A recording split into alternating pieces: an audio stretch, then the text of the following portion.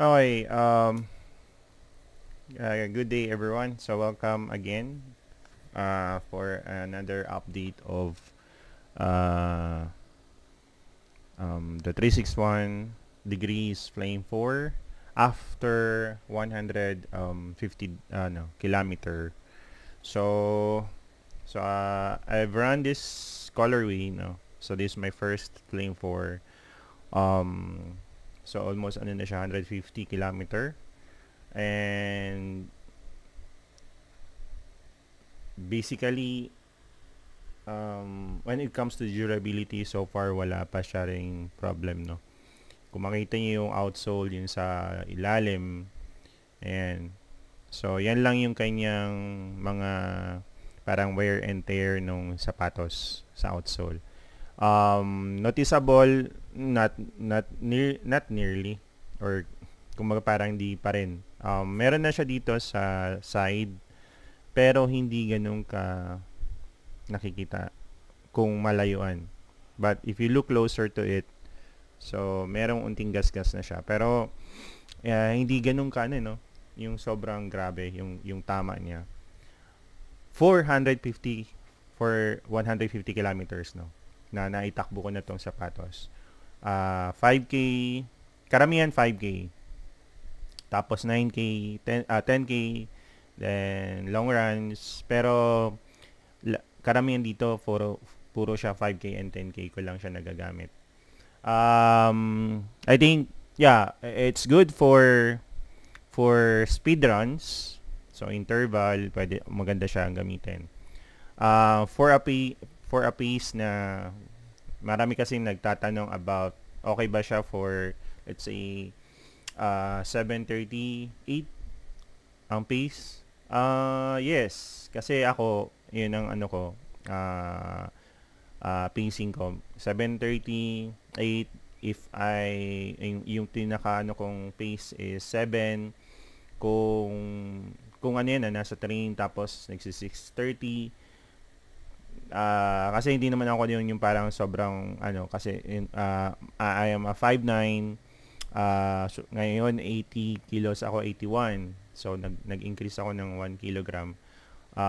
So far yun yung parang spacing ko ngayon, pero it's good for that pace.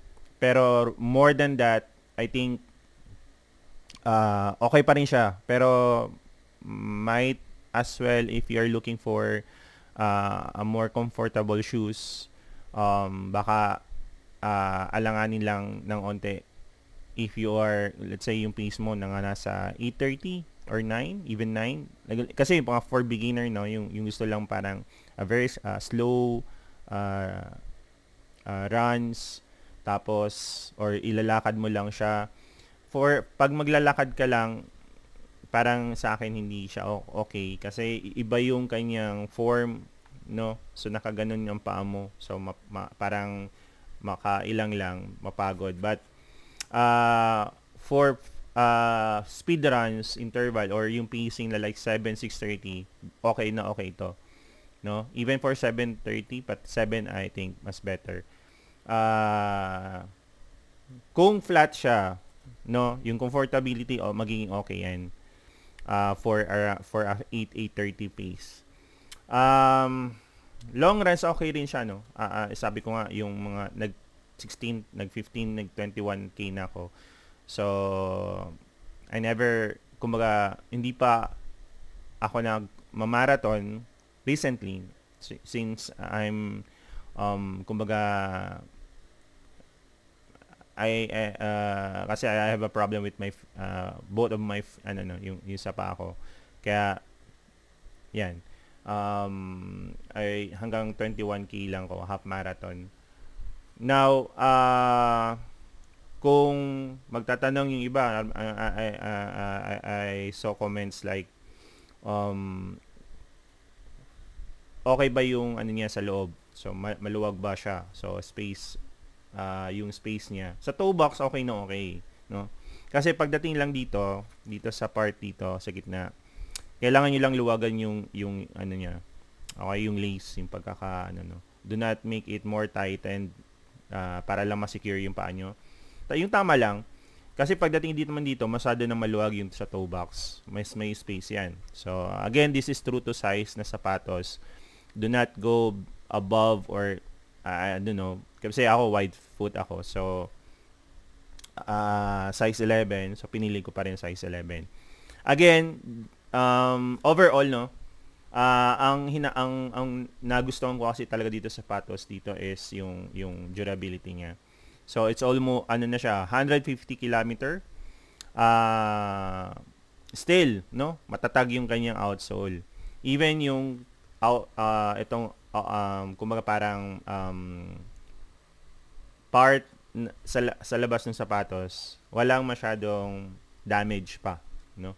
Dumaan na sa lahat ng type ng terrain ng surfaces, umulan.